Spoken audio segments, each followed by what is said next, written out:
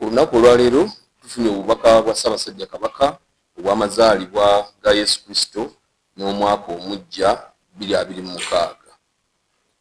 Atugende mu butereevu mu bubaka buno.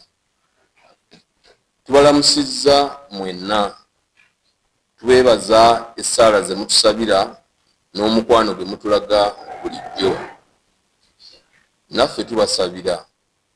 Twebaza Katonda atusobozesezza okutuuka ku mazaalibwa ga Mukama waffe Yesu Kristo ag'omwaka 2025.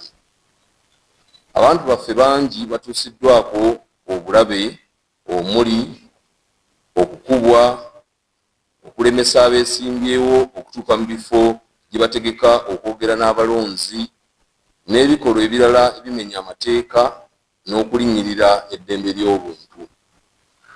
Bannaffe ab'olukiiko oluvunaanyizibwa ku by'okulonda mu ggwanga, tubasaba obutavumirira buvumirizi nsonga eno, wabula n'okuyamba awatali kyekubiira buli eyeesimbyewo okutuusa obubaka bwe eri abalonzi awatali kulemesebwa n'okutulugunya abantu mu ngeri yonna.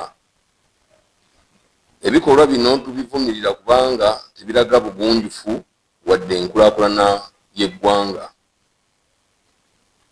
Ebyobufuzi n'okulonda abakulembeze bye tulaba kati bijjuddemu okuyiwa ensimbi mu ngeri ey'ekyeyonoonero, era twebuuza nti ensimbi ennyingi bwe ziti zivaawa? Okulonda okuyita mu mbeera bw'eti kuleetera abantu abatalina busobozi okutuuka mu bifo by'obukulembeze ne basooka okwesasula ensimbi ze bakozesezza mu kulondebwa. Ono ye kanaaluzaala w'enguzi n'okukotoggera enkulaakulana y'eggwanga lyaffe. N'olwekyo tubakubiriza okulonda n'obwegendereza. Enkuba ekyali ya mwero mu bitundu ebisinga obungi mu ggwanga, ate nga mu mwezi gwa Musenene n'Entenvu twandisuubidde enkuba nnyingi mu bitundu byonna. Kino kitegeeza nti emmere naddala kasooli n'ebijanjaalo omusana gubikosezza nnyo. Tubasaba okuddamu okutwala ensonga y'okutereka emmere, naddala emmere enkalu ng'ekintu ekikulu mu bulamu bwaffe. Ne gavumenti tugisaba okwongera amaanyi mu kugabira abantu baffe, naddala abaliraanye awali amazzi, ebyuma ebibasobozesa okufukirira ebirime.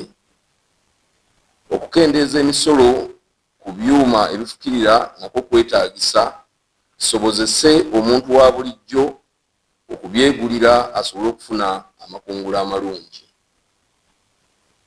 Twongera okuwulira abantu abalina abaana ababula ne bataddamu kulabika.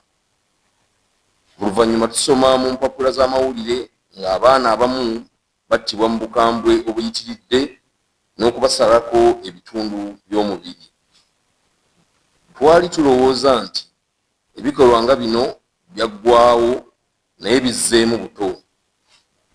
Kuno kwogatta n'abazigu abaakazibwako ab'ebijambiya abalumba abantu ekiro.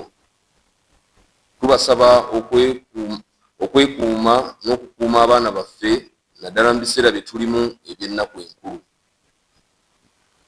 N'abakuumi b'eddembe tubasaba okwongera amaanyi okukuuma abantu baffe n'ebintu byaffe.